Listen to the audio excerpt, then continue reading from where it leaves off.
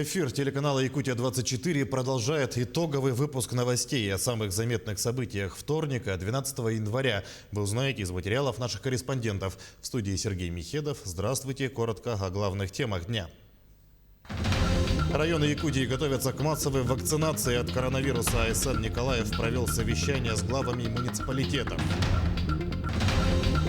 Подпольный цех с топливом на миллионы рублей и незаконное производство нефтепродуктов пресекли в Мирнинском районе.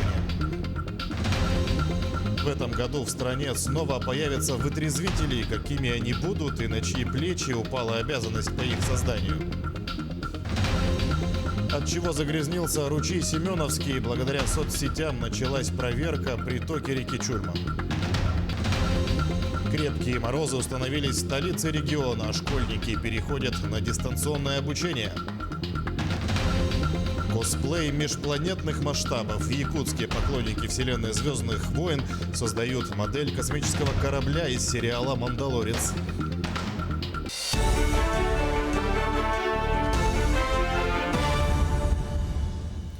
Районы Якутии готовятся к вакцинации от коронавируса. Первое в этом году селекторное совещание с главами районов провел сегодня АСН Николаев. По словам главы региона, эпидситуация улучшилась, но все еще есть районы, где выросло число заболевших. Занятость коек по Якутии 43%, а по Якутску 34%. Отмечается уменьшение тяжелых случаев. Главной задачей на первый квартал наступившего года АСН Николаев назвал организацию массовой вакцинации от коронавируса. В ближайшее время в регион поступит порядка 70 тысяч доз вакцины. Далее объемы будут увеличиваться. Также глава Якутии поручил руководителям районов подготовить пункты вакцинации в медучреждениях, сделать списки вакцинируемых, организовать выезд бригад в крупные промышленные предприятия. Практика уже показала особенности вакцинации. Она имеет ярко выраженные особенности. Это анкетирование, врачебный осмотр, обязательное соблюдение холодовой цепи. На одного пациента тратится от 40 до 60 минут, сказал АСН Николаев. Между тем, за минувшие сутки на территории Якутии зарегистрировали 123 случая коронавирусной инфекции. Об этом в ходе брифинга по эпидобстановке сообщила замруководителя регионального оперштаба Ольга Балабкина. В Якутске зафиксировано 53 новых случая, в Мегино-Кангаласском районе 16, в Мирнинском выявили 12 больных, в Жиганском 10, в Алданском и Нерюнгринском районах по 8 случаев, в нескольких других районах от 1 до 6 случаев. За сутки региональные лаборатории провели почти 1500 исследований на COVID-19. Оперативным штабом республики принято решение вновь об увеличении количества тестирования граждан. Поступившая в город Якутск вакцина сегодня у нас использована в полном объеме. Вчера поступила новая партия доз вакцины 2200, которая также будет распределена по городу. К концу недели мы ждем дополнительное поступление вакцины порядка 22 тысяч доз на территории республики. И, соответственно, вакцину в том числе получат и наши промышленные районы, Мирнинский, Алданский, Нерюнгринский. И, соответственно, сегодня ставим задачу, так как у нас на настоящий момент из действующей партии всего использовано 55%, а все они использованы в городе Якутске для того, чтобы наши сельские районы в том числе усилили в этом направлении непосредственно вакцинацию.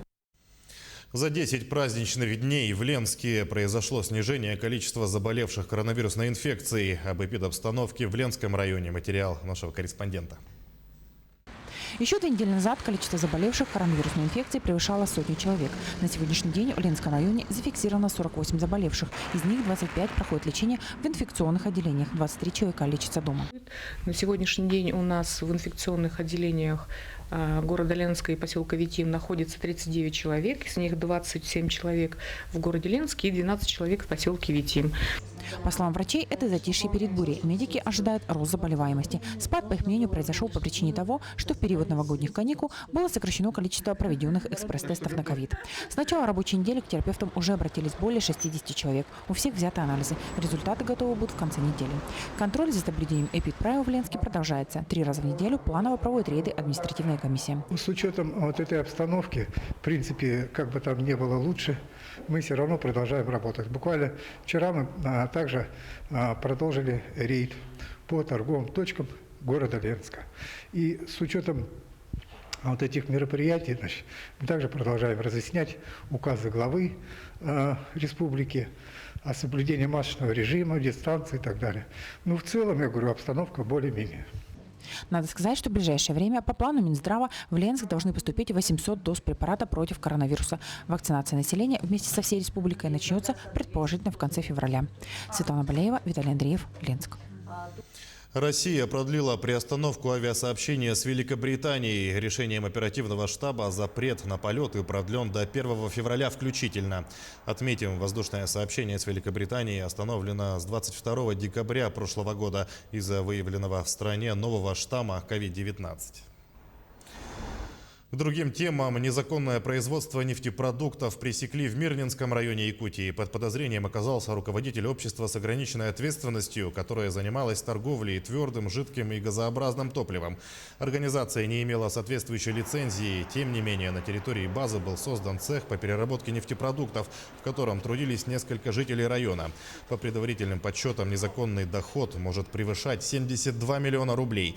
Также полицейские установили, что злоумышленник незаконно подключился к газопроводу. Было похищено более 1 миллиона кубометров природного газа. Газовой компании причинен ущерб, превышающий 5,5 миллионов рублей. Следственными органами полиции возбуждены уголовные дела по признакам преступлений, предусмотренных статьей 171 и 158 Уголовного кодекса Российской Федерации. В ходе обысков изъяты документация, электронные носители информации и другие предметы, имеющие доказательственное значение для уголовного дела.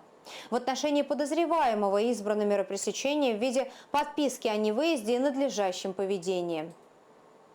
Прокуратура города Мирного проверила обеспечение жильем детей-сирот и детей, оставшихся без попечения родителей. В соответствии с федеральным законодательством за 9 жителями района было закреплено право на получение помещений.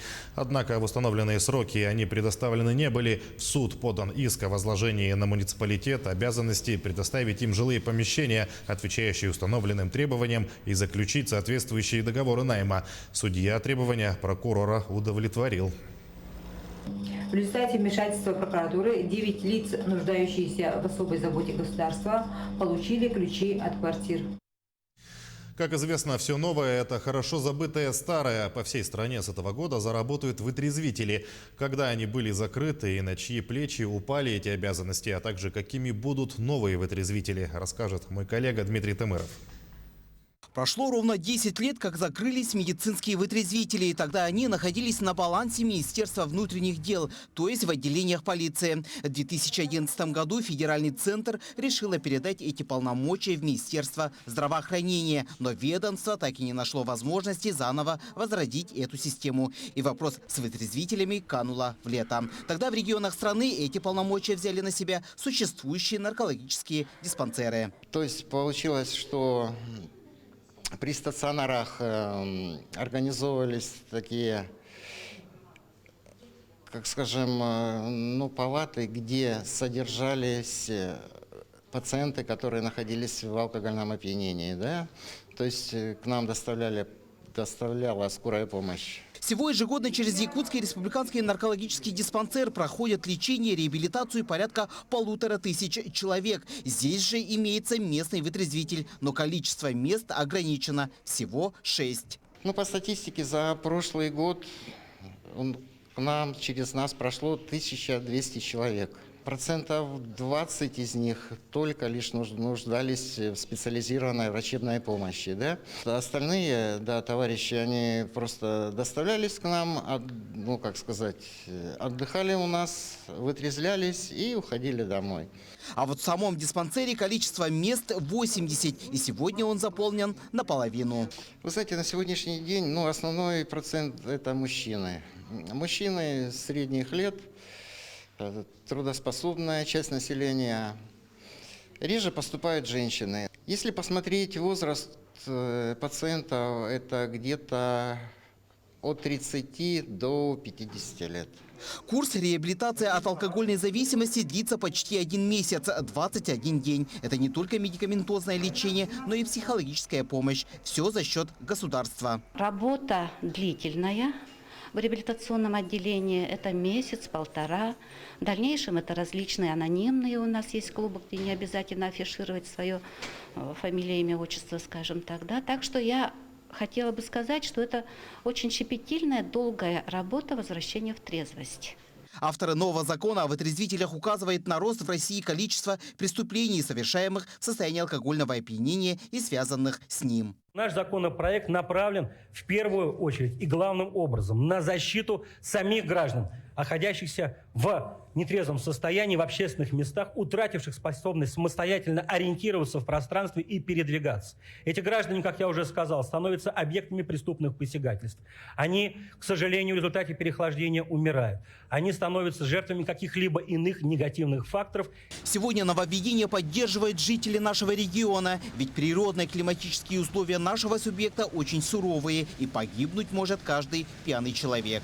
Я отношусь к этому положительно, потому что мы относимся к районам Крайнего Севера, и у нас определенные погодные условия. И если человек, который в данный момент, ну, скажем так, не трезв, не здоров, то это будет спасением для его здоровья, для его жизни. Я думаю, что все-таки да, они нужны. Зря закрыли их. Я считаю, очень нужны. Это дает человеку шанс хотя бы дожить до утра, и есть возможность позвонить в то учреждение, которое сможет помочь этим людям, забрать их с улицы и привести в нормальное состояние. Я думаю, нормально, потому что, скажем так, люди пьяные, да, ну, даже в то, скажем так, пьяные замерзают ночью. Пусть они лучше пострадают на деньги, да, но, по крайней мере, останутся, здоровье у них нормальное будет и не замерзнут они. Согласно новому документу, субъекты страны смогут создавать вытрезвители на основе государственно-частного партнерства, а сотрудники полиции будут доставлять туда пьяных граждан. По оценке авторов законопроекта, стоимость пребывания вытрезвителей составит в среднем по стране 1500 рублей за ночь. Это должно быть прямо, что за это отвечаете вы. Как вы будете создавать условия, как вы будете мотивировать, как вы будете организовывать. Это уже ваша ответственность. То есть мы предоставили право субъектам, а вот как это реализовать, это тоже есть как бы определенный вопрос. Проект закона еще не вступил в силу. Сейчас авторы проекта разрабатывают и рассматривают полный механизм работы системы будущих вытрезвителей. Дмитрий Тымыров, Илья Сыромятников, Ирина Кичигина, Анна Кожевникова, Вадим Барашков, Виталий Андреев, Ленск, Нерюнгри, Якутск. Сейчас короткая реклама. Смотрите далее на нашем канале. Отчего загрязнился ручей Семеновский? Благодаря соцсетям началась проверка притоки реки Чульман. Крепкие морозы установились в столице региона. Школьники переходят на дистанционное обучение. Косплей межпланетных масштабов. В Якутске поклонники вселенной «Звездных войн» создают модель космического корабля из сериала «Мандалорец». Продолжаем выпуск. Отчего загрязнился ручей Семеновский? Нерюнгринский комитет экологического надзора Минэкологии региона проверил информацию о загрязнении притока реки Чульман. Напомним, в соцсетях было распространено видео, где зафиксирован слив черной воды в ручей Семеновский, предположительно из-за замерзания пульпопровода Чульманской ТЭЦ. 11 января Нерюнгринским комитетом государственного экологического надзора был осуществлен выезд к месту попадания загрязненных вод в ручей Семеновский. Там произведен отбор проб, которые направлены в лабораторию. В данное время ведется административное расследование. По результатам административного расследования виновные лица будут привлечены к ответственности. Коммунальные службы Ленска продолжают расчищать город от снежных завалов. В праздники обильные осадки привели к затруднению движения. Жители недовольны работой служб, а коммунальщики говорят, что с таким количеством снега справиться в короткие сроки невозможно. Подробности у Светланы Балеевой. Дорожные службы Ленска работают сутками напролет уже в течение месяца. Снежный циклон с порывами ветра буквально замел город. В этом году, конечно, пурга нам дала прикурить, как бы. Все надеялись, что будет поменьше, проходили, как бы дорогу проходишь, назад возвращайся, ее надо же чистить, как бы назад, да. На Хапчгайке улица студеная, там вот за металлами РУ-2 трактора пробивали, наверное, 8 раз проходили, как бы туда-назад. И на второй день снова пришлось ее, как бы, прочищать. Частный сектор тоже попроходили, чтобы проезды были, как бы ездили и 2 раза, и 3 раза в день. До разведчика чуть ли не каждый день мы туда ходим. Такого снегопада, признаются дорожники, не видели давно. Месяц предприятия работают на собственном энтузиазме, бесплатно, так как контракт закончился еще в начале декабря прошлого года. Нельзя не заметить, что город чист, но линчане всегда чем-то недовольны. У нас претензии к тому, что по очистке улицы. Но, насколько мы знаем, наша администрация даже не заключила договор на очистку этих улиц. А вот и как там вот теперь вот так вот посмотрите, однако, как там этот снег очищать? У нас прошли, просто пробили эту дорогу, а у нас же во дворах тоже после этих метелей наметает все. И чтобы это все вывести, вот куда нам вывести, если вот такие у нас стоят эти бровки? Грейдера прошли, они что, нам нагребли опять? То, что мы очищали около ворот, они нагребли там и все. По словам механика дорожной службы, улицы микрорайона сильно захламлены. Технике в таких условиях работать сложно. Запустили тяжелую технику для прочистки дороги. Отвал у техники 4 метра. Улицы тютелька в тютельку. Но вы представьте, такую технику загнать в такой проулок. И то водители вычистили так, там обваловка, буквально сантиметров 10 возле дворов лежит. Проезды мы везде обеспечили, подъезды под водовозки и так далее. Я понимаю, что там большое очень количество снега, но мы не обязаны с прилегающих улиц вывозить снег. Микрорайон Алроса тоже оказался в плену снега. Пока не завалил, сами можете видеть, подъезды абсолютно не очищены. Помойки не могут убрать только из-за того, что сюда не может даже мусорная машина заехать. Очистка только нулевая. Вот центральные улицы и все. За чистку центральной улицы как раз и отвечают дорожные службы. А вот обеспечить жителям подъезд к домам должна управляющая компания. Но там нам ответили, что работа уже была проведена в декабре. Чистить так часто и средств не хватит. Надо сказать, что сегодняшние подрядные организации, которые занимаются чисткой дорог, лучшие за все время. Дороги, автобусные остановки, парковки всегда чисты. На улице частного сектора техника заходит постоянно. Но, несмотря на это, жители почему-то недовольны. А может, просто забыли, как выглядят дороги, когда их обслуживали другие предприятия. Светлана Болеева, Виталий Андреев, Ленск. В Якутске на основании приказа Управления образования с 13 по 18 января организуется дистанционное обучение. Учиться дома будут школьники с 1 по 8 классы по климатическим условиям. Очное обучение для 9-11 классов будет продолжено, но с ориентиром на погодные условия. Пристрой к школе номер 31 в столице республики намерены открыть 22 января. Проект реализован в рамках нацпроекта образования, инициированного президентом Владимиром Путиным. Строительство объекта началось в сентябре 2019 года. Его площадь превышает 4000 квадратных метров. Пристрой рассчитан на 315 учебных мест. На первом этаже будут располагаться буфет, учебные кабинеты, библиотека с читальным залом, мастерская по технологии. На втором – учебные классы, мастерская по домоводству, спортзал, а также тир для пневматического оружия. Российская прокуратура создана почти 300 лет назад. Сегодня продолжает отстаивать закон и интересы граждан и государства. Нерюнгринская прокуратура в этом году отметит свое 45-летие. С какими вопросами нерюнгринцы приходят к стражам правопорядка, узнали наши корреспонденты. В 2020 году на территории Нерюнгринского района совершено 868 преступлений. По сравнению с 2019 годом их количество снизилось на 5%. При этом отмечается рост преступлений небольшой тяжести, тяжких и особо тяжких преступлений. В ходе надзорной деятельности за соблюдением прав и свобод граждан и исполнением законодательства нами выявлено свыше 4000 нарушений закона в 2020 году, по которым принято свыше 3000 мер прокурорского реагирования. То есть были внесены представления, опротестованы незаконные нормативно-правовые акты, в защиту прав граждан направлено свыше 1100 исковых заявлений. Основные нарушения выявлялись в ходе соблюдения трудовых прав граждан, прав несовершеннолетних. Принимались меры в интересах малообеспеченных слоев населения, пенсионеров и инвалидов. Решались вопросы по защите жилищных прав граждан, по переселению из ветхого и аварийного жилого фонда. Поддержано государственное ведение свыше 300 дел в судах. Нынешнее поколение работников хранит и приумножает лучшие профессиональные традиции своих предшественников.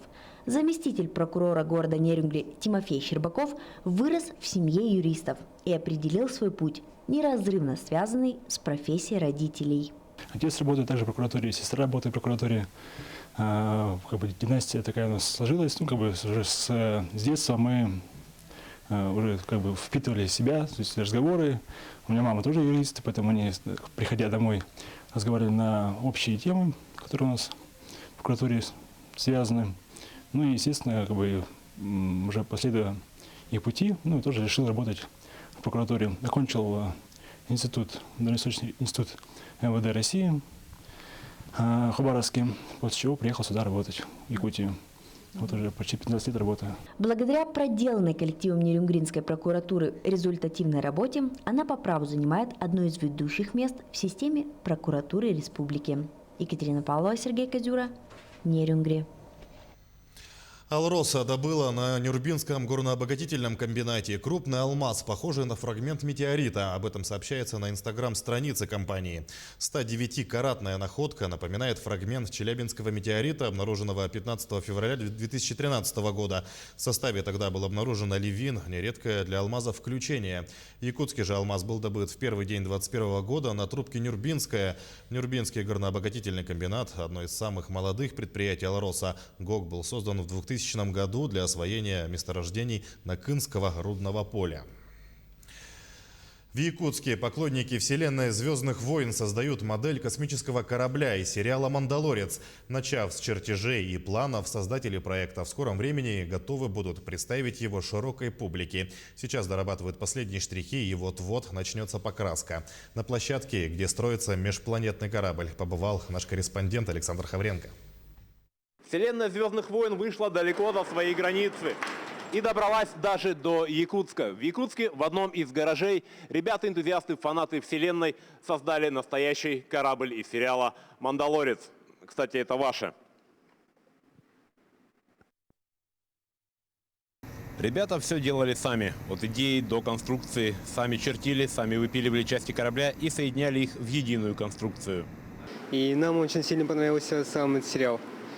И в конце сериала взорвали этот корабль, да, и мы решили сделать его. Сначала мы искали размеры, да, нашли фотографии размером, потом в начале декабря уже начали постройку.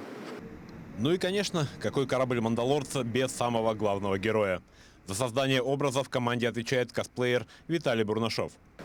Ну, в принципе, костюм сам по себе не особо сложный. Тут именно очень большая, скажем так, проблема есть в том, что костюм, он сам по себе должен быть, ну, именно металлик цвета такого вот, именно хромированный. Из-за этого очень сложно добиться такой фактуры с помощью именно нашей стандартной технологии изготовления из евофома. Вот материал из пененной резины. И вот мы специально для этого, скажем так, проект купили 3D-принтер, и вот на нем распечатал шлем и вот наплечники. Весь процесс создания корабля авторы проекта снимают на камеру и специально для всех, кто интересуется результатами их работы, создали YouTube-канал. Делается для YouTube-канала, да, и окончательную версию можно там только посмотреть. Нас можно легко найти, написать только в поисковике «Аладдин Якутский», и выйдет наше видео и наш канал. Наш канал называется «Крейт». В скором времени корабль будет закончен и из гаража перенесется в одну из локаций города. Куда именно, ребята пока держат в секрете, но уверяют, что там его смогут не только увидеть, но и посидеть в кабине и почувствовать себя частью знаменитой вселенной. Александр Хавренко, Григорий Николаев, Якутск. Таким наши корреспонденты увидели уходящий вторник. Берегите себя, не забывайте носить маски, соблюдать безопасную дистанцию. Оставайтесь с нами.